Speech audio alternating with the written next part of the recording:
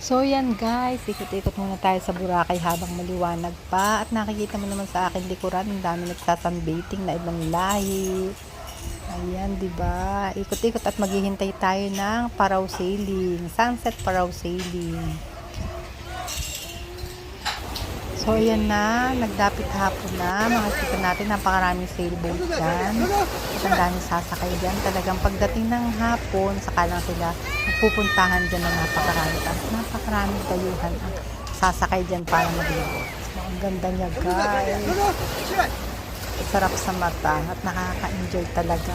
Kahit seeing pa lang, enjoy talaga. Ayan, ang ganda-ganda nila.